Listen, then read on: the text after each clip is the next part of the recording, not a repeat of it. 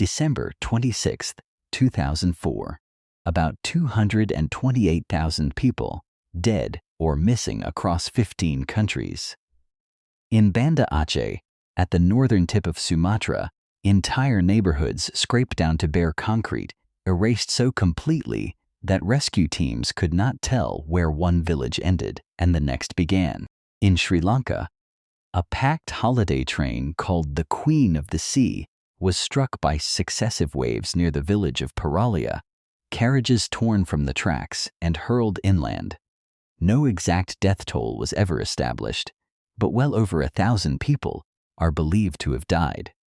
It remains the deadliest railway disaster on record. In Khao Lak, Thailand, police boat 813 was torn from the water and carried more than a kilometer inland. Around 1.7 million people were displaced. The material cost exceeded $10 billion. The worldwide humanitarian response, more than $14 billion in relief pledges and donations, triggered an unprecedented international aid effort. One beach in Phuket lost no one because a 10-year-old girl recognized what almost everyone around her had failed to understand, and it began with a fault tearing beneath the ocean for more than 8 minutes. 7:58 in the morning, local time. Off the northwest coast of Sumatra, Indonesia, roughly 30 kilometers beneath the seabed, the India plate lurched beneath the Burma microplate. A magnitude 9.1 megathrust earthquake, the third largest recorded worldwide since 1900, ruptured along a fault stretching more than 1,200 kilometers. And in 2004, there was no tsunami warning system anywhere in the Indian Ocean. None. 2 weeks before any of that, in early December 2004, a geography classroom at Danes Hill Preparatory School in Oxshott, Surrey, England. A teacher named Andrew Carney stood in front of his Year 6 students and pressed play on a piece of archival footage. It was black and white film, grainy. From 1946, a tsunami generated by an earthquake in the Aleutian Islands. The footage showed the ocean pulling back from the shoreline, far beyond where it should be, and then a massive wave surging forward and swallowing everything. Carney paused the film and taught his students the warning signs. The sea behaving strangely, the water frothing and bubbling. Waves that come in and will not go back out. Most of the students probably forgot by lunchtime. One of them did not. Her name was Tilly Smith. She was 10 years old. She was about to leave on her first overseas holiday, a Christmas trip to Thailand with her parents, Colin and Penny Smith, and her younger sister, Holly. The family had booked a room at the Marriott Resort on Mai Khao Beach in the north of Phuket Island. They arrived a few days before Christmas and settled into the quiet rhythm of a beach vacation, swimming, eating, building sandcastles. On the morning of December 26th, Tilly was on that beach with her family. The sky was clear, the sand was warm, the world felt completely safe. And then the ocean began doing something she recognized. But to understand what happened on that day, you have to go back.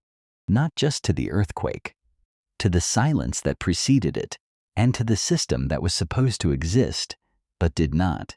The Sunda Trench runs for thousands of kilometers along the western edge of Indonesia, where the Indian-Australian plate is being driven beneath the Eurasian plate at roughly 60 millimeters per year. That does not sound like much, but over centuries, the friction between those plates stores immense elastic energy, locked in rock, building in pressure, waiting for the moment when the fault can no longer hold. On December 26, 2004, it could no longer hold. The rupture began near the northern tip of Sumatra and tore northward for over 1,200 kilometers. The energy released was staggering. The earthquake caused the entire plant to vibrate by as much as a centimeter. It shifted the position of the North Pole. It altered the length of a day by microseconds.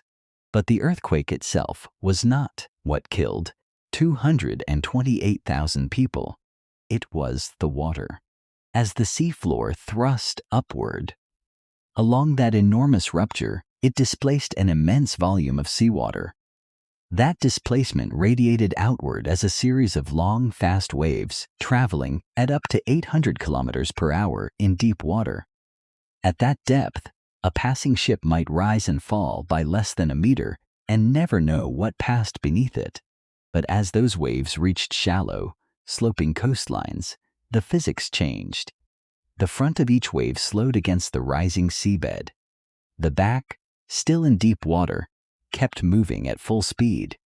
The wave compressed, rose, and became a surge that, in the worst-hit areas, climbed more than 30 meters above sea level. The maximum documented run-up in Aceh reached nearly 51 meters, higher than a 15-story building. The coast of Sumatra was struck within 30 minutes. Sri Lanka, 2 to 3 hours later. The east coast of Africa, nearly 7 hours after the earthquake. And here is the detail that makes what followed even more difficult to comprehend. The Pacific Tsunami Warning Center in Hawaii, CNAS, detected the earthquake within 15 minutes. They issued a bulletin, but the bulletin assessed the threat to the Pacific Basin because that was what the system's built to do. It stated there was no destructive Pacific-wide tsunami threat. It did note the possibility of a tsunami near the epicenter, but there was no mechanism, no network, to turn that information into a warning for the beaches of Thailand, or the coast of Sri Lanka, or the fishing villages of Tamil Nadu. The Indian Ocean, in 2004, had no deep ocean pressure sensors, no regional warning center, no chain of communication from seismologists to coastal authorities, no sirens, no evacuation protocols, nothing. Between the earthquake and the moment the tsunami struck the beaches of Thailand, roughly 90 minutes to 2 hours passed. There was time for warnings to reach many distant coastlines if an end-to-end warning system had existed. Instead, the information moved slower than the water. There is one more thing worth understanding. Not every tsunami begins with the sea pulling back. Whether the water retreats or surges forward first depends on the geometry of the fault, the shape of the seabed, and whether the trough or the crest of the wave arrives first. In some locations during the 2004 event, the water simply surged, no retreat, no warning. But along many stretches of Thailand's Andaman coast, the trough arrived first. The ocean retreated hundreds of meters from the shoreline. Seabed that had been underwater for as long as anyone could remember was suddenly exposed. Fish flopped in shallow pools. Coral sat in open air. On beach after beach, tourists and locals walked out onto the newly exposed sand. Some collected fish, some took photographs. Children ran out to explore. It was one of the classic natural warning signs of an approaching tsunami. But in 2004, almost no one on those beaches had ever been taught what it meant. On Maicao Beach, one child had, Tilly Smith, 10 years old, a student in Year 6 at Daneshill Preparatory School, a small independent school in the village of Oxshott in Surrey, England. She was with her parents, Colin and Penny, and her younger sister, Holly. This was the Smith family's first holiday abroad. A Christmas gift, a trip to the other side of the world. They had arrived at the Marriott Resort on Maicao Beach several days earlier and spent the holiday week doing the things families do when the world feels safe. On the morning of Boxing Day, December 26th, Tilly was on Maicao Beach. The sky was bright and cloudless. The air was warm. She was near the waterline, building sandcastles with her family. Then she looked up at the ocean, and something was wrong. The water was not behaving the way it should. Every beachgoer knows the rhythm of the sea without thinking about it, the slow push in, the gentle pull back, in and out, over and over. But this morning, the water was only coming in, farther and farther up the sand, and it would not go back. The surface had changed, frothy and agitated, bubbling and sizzling. She had seen this before, not here, not in person. On a screen, in a classroom 2 weeks ago, Andrew Kearney, the archival film, The Warning Signs. Tilly turned to her mother. She told her there was going to be a tsunami, that they had to leave the beach. Now, at first, Penny did not understand what her daughter was warning her about. She did not know what a tsunami was. But Tilly kept insisting. Her fear became impossible to ignore. Tilly said it again and again. She began to cry. She was getting hysterical, repeating the word tsunami, begging her mother to listen. Holly, her younger sister, got scared and ran back toward the hotel pool. Her father, Colin, paused. Something in his daughter's voice, the certainty, the terror, made him stop. He took Tilly and Holly and went back to the hotel. He found a security guard on the beach and said, in his own words, "Look, you probably think I am absolutely bonkers, but my daughter is completely convinced there is going to be a tsunami." The guard listened. The warning spread through the hotel staff. Within minutes, people were being moved away from the beach. Staff began evacuating Mai Khao Beach. Guests were moved to upper floors. The sand emptied. Penny, still on the beach, turned back to check on her daughter. She began running toward the hotel, and then the wave arrived. When the tsunami hit Mai Khao Beach, the water surged several meters above the normal tide line. Beach chairs, umbrellas, and equipment were swept away. Trees bent and snapped under the force. The water pushed inland, reaching areas where, minutes earlier, families had been sitting in the sun. But the beach was empty. No one was there. Mai Khao Beach was one of the very few beaches in all of Phuket where no one was killed that day. On other beaches, Patong, Kamala, Kata, Karan, just kilometers to the south, hundreds of people died. At Khao Lak, in the neighboring province of Phang Nga, the wave was far larger. Phang Nga bore the worst of Thailand's losses. On some of those beaches, people had walked out onto the exposed seabed when the water retreated. Curious about the fish, unaware of the danger, they never came back. But on Mai Khao, a 10-year-old girl had recognized one of the classic natural warning signs of an approaching tsunami. Her mother did not believe her. Her father was not sure. But she would not stop. She kept insisting until someone listened. More than 100 people reached safety after a 10-year-old girl remembered a geography lesson taught 2 weeks earlier. 6,000 miles away, by a teacher named Andrew Kearney, taught 2 weeks earlier, 6,000 miles away, by a teacher named Andrew Kearney. The scale of what happened on December 26, 2004 is almost impossible to hold in the human mind. In Indonesia, the country closest to the epicenter, more than 167,000 people were killed or went missing. In the province of Aceh, entire districts were wiped from the landscape. The coastline itself was reshaped. In Sri Lanka, 35,000. In India, more than 16,000. In Thailand, over 8,000, with Phang Nga province bearing the heaviest toll. Foreign visitors made up a substantial share of the victims. Across 15 countries, from Indonesia to Somalia, about 228,000 people were killed or went missing. Around 1.7 million were displaced. But there is a counterpoint. And it comes from an island most people have never heard of.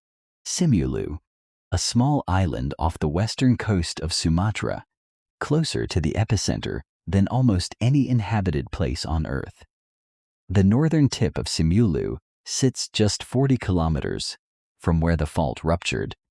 At Longi, on the north end of the island, tsunami waves exceeding 10 meters arrived in less than 10 minutes after the shaking stopped. And yet, on an island of roughly 80,000 people, only 7 died. Across both the December 2004 and the March 2005 tsunamis combined. 7. How? The answer lies in a word. Smong. In the local Davian language spoken on Simeulue, Smong means tsunami. But it is more than a word. It is a story, passed down from generation to generation. since a devastating tsunami struck the island in 1907, killing hundreds. The survivors of that earlier disaster embedded the lesson in the only system they had: oral tradition. Bedtime stories. Folk songs called nandong. Elders telling children, who would one day tell their own children. When the earthquake is strong and the sea pulls back, you run for high ground. You do not stop. You do not look back. One survivor of the 2004 tsunami on Simeulue, Mohd Rizwan, later recalled his father's bedtime stories. According to Rizwan, his father would say, "An earthquake was followed by giant waves. The whole country sank suddenly. If an earthquake is strong, followed by receding water, immediately find higher ground." Remember this message and advice. When Rizwan felt the massive earthquake in 2004, he knew immediately what it meant. The entire community evacuated to higher ground before the wave arrived. On one side of the Indian Ocean, oral knowledge, passed down through 4 generations over nearly a century, saved an island. On the other side, a single geography lesson taught 2 weeks before a family holiday to a classroom of 10-year-olds in Surrey, England, saved a beach. The mechanism was different. The scale was different. The principle was the same. Knowledge can outrun a tsunami. In the months that followed, the world responded to what it had failed to prevent. UNESCO and the Intergovernmental Oceanographic Commission established the Indian Ocean Tsunami Warning and Mitigation System in 2005. Over the following decade, it grew into a regional architecture: deep ocean pressure sensors, seismic monitoring stations, national warning centers, coastal sirens, and evacuation signage in multiple languages, transforming tsunami monitoring across the Indian Ocean.